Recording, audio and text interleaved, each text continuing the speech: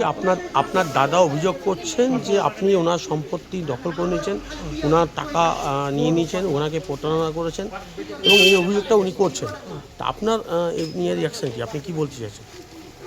উনি উনি ব্যবসা করছিল, হ্যাঁ ব্যবসা করছিল। ব্যবসার সমস্যার কারণে ও আমার কাছ থেকে একটা টাকা ধার নিয়েছিল 9,95,000 টাকা। সেই টাকাটাকে ও না করার পরে, টালবাহানা করার পরে বেশ কিছুদিন পরে আমাকে একটা চেক দেয়। হ্যাঁ, চেকটা আমি ব্যাংকে করি, সাবমিট করি।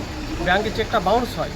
বাউন্স হওয়ার পরে আমি ওই চেকটাকে কমপ্লেন করেছিলাম। কমপ্লেন করার পরে ও এটাকে মানে কাউন্টার মামলা হিসাবে আমার আমার আমার এগেনস্টে ও শামসেরগঞ্জ থানাতে আমার এগেনস্টে চেক চুরির কমপ্লেন করেছিল। কমপ্লেন করার পরে ও তো মানে এখন কোর্ট থেকে ওনাকে করেছে, নোটিশ করেছিল। তারপরে উনি কোর্টে হাজিরা দিয়েছে। হ্যাঁ, এই 9,95,000 টাকা ওর ঘর করার জন্যে বিভিন্নভাবে আমাকে হ্যারাসমেন্ট করছে। মানে আপনার বিরুদ্ধে অভিযোগ আছে ওনার জমি সম্পত্তি আপনি জমি সম্পত্তি, বাবার সম্পত্তি আমরা ভাগ পেয়েছি। বাবা যেভাবে বলে গেছিল 16 মাইল 17 মাইল ও সম্পত্তি নিয়ে নিয়েছে ওখানে। আমাদেরকে এখানে 2 ভাইকে দিয়েছিল আর দিদিরাকে দিয়েছিল। হ্যাঁ, তারপরে এখানকার ফসলি জমি ও চিটিং করে 2.5 বিঘা জমি বাবাকে ফুসলে 2.5 বিঘা জমি এখান থেকে বিক্রি করে গেছে।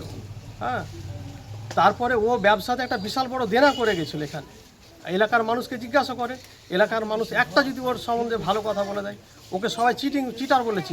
গোডাউনটা কি উনি তৈরি করেছেন? না, এটা বাবা করেছে 2011 সালে। বাবার পেনশনের টাকা, হ্যাঁ, প্লাস বাবার টাকা। বাবা ছিল প্রাইমারি স্কুলের টিচার। বাবার টাকা থেকে একে এই গোডাউনটা হয়েছে। চেক বই নিয়েও একটা অভিযোগ রয়েছে, হ্যাঁ? সেই চেক বই।